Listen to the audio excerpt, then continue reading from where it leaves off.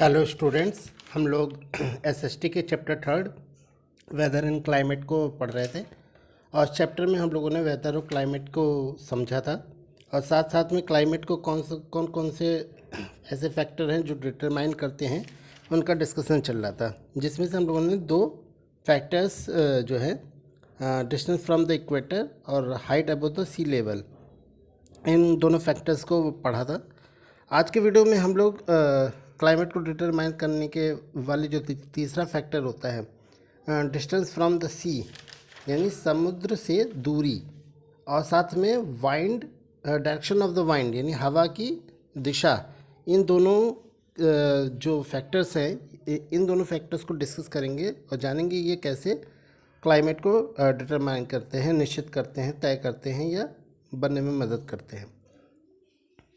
प्यारे बच्चों, स्टार्ट करते हैं आज का टॉपिक, डिस्टेंस फ्रॉम द सी।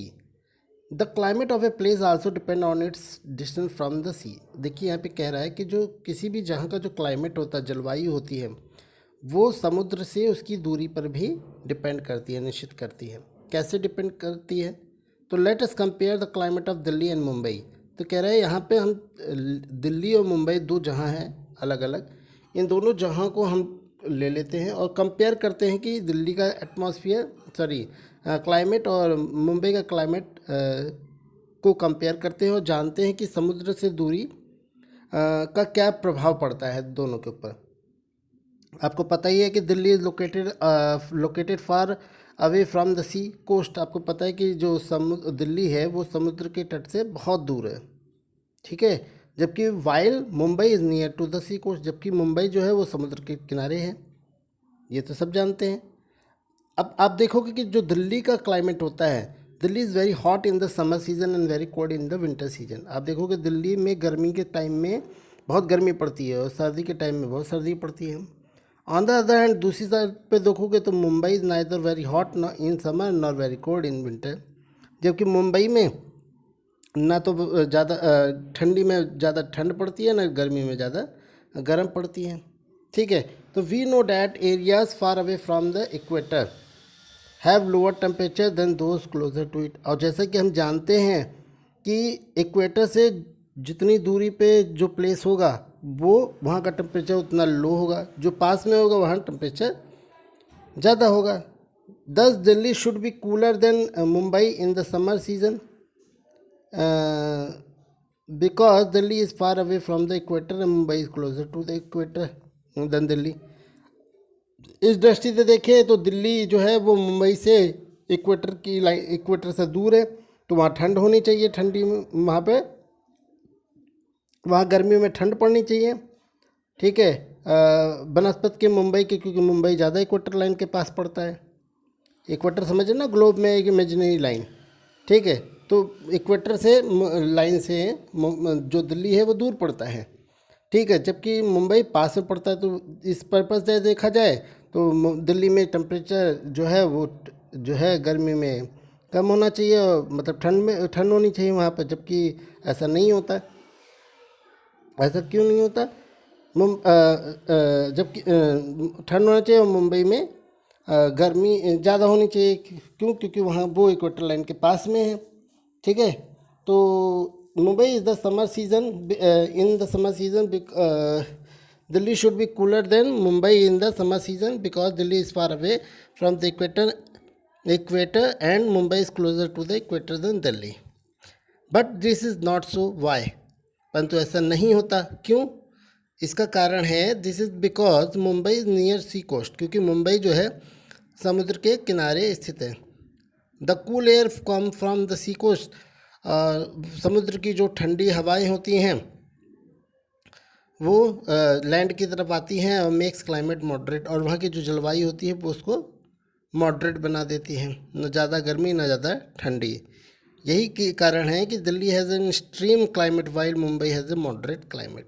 यही कारण है कि दिल्ली का जो मौसम है, जलवायु है, वो एक्सट्रीम होता है, बहुत ज़्यादा होता है, ठीक है। जबकि मुंबई का क्लाइमेट मॉडरेट होता है, मतलब ना ज़्यादा गर्मी ना ज़्यादा ठंडी।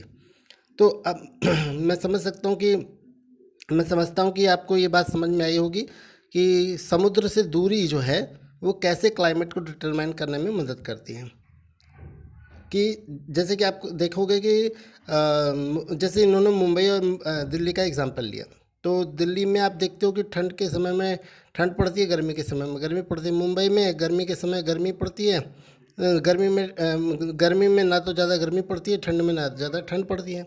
इसका कारण क्या है? इसका कारण है दूरी समुद्र से। मुंबई जो है समुद्र के किनारे है, जबकि दिल्ली मुंबई से काफ़ी मतलब समुद्र के तट से बहुत दूर है।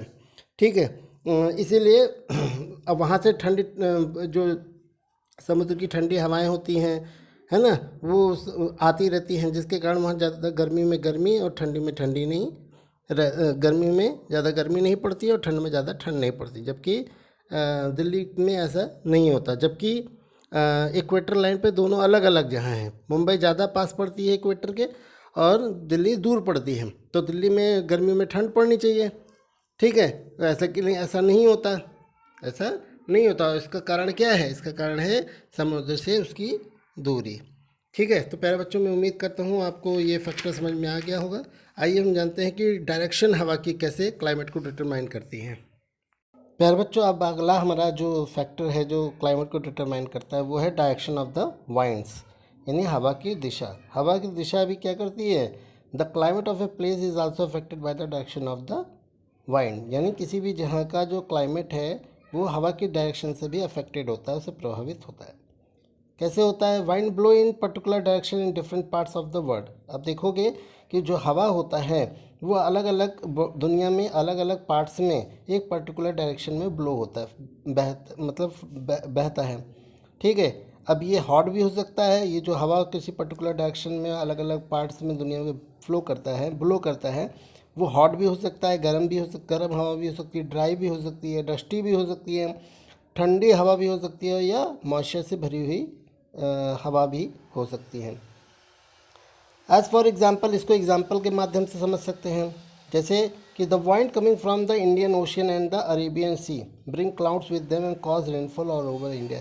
आप देखोगे जो हवाएं इंडियन ओशियन और अरेबियन ओशियन से आती हैं, ठीक है, वो अपने साथ बादल को लेके आती हैं, क्लाउड्स लेके आती हैं, और ये क्लाउड्स इंडिया में चारों तरफ बरसात को करते हैं, बरसात होती है इनके कारण।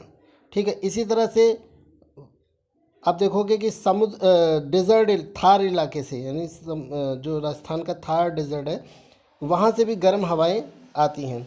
ठीक है, दिल्ली वगैरह की तरफ। ठीक है, और ये दिल्ली को क्या करती है? गर्मी के टाइम में बहुत ही गर्म बना देती है, हॉट बना देती है।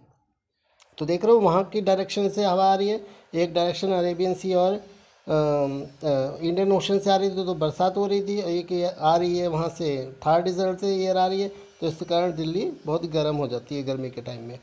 In this way the climate of a place is influence by the wind. इस तरह से हम देखते हैं कि किसी भी जगह का जो क्लाइमेट है वो हवाओं के डायरेक्शन से भी इन्फ्लुएंस हो रहा, प्रभावित हो रहा है। ठीक है, तो प्यारे बच्चों, हमारा ये दोनों फैक्टर आज जो क्लाइमेट को डिटरमाइन करते हैं वह यहीं पे ख़त्म होता है। नेक्स्ट वीडियो में जो हमारा लास्ट फैक्टर है ह्यूमिडिटी एंड रेनफॉल, उसको डिस्कस करेंगे। उसके अलावा हम लोग क्लाइमेट और हीट जोन के बारे में भी पढ़ेंगे। मिलते हैं नेक्स्ट वीडियो में। बहुत बहुत धन्यवाद।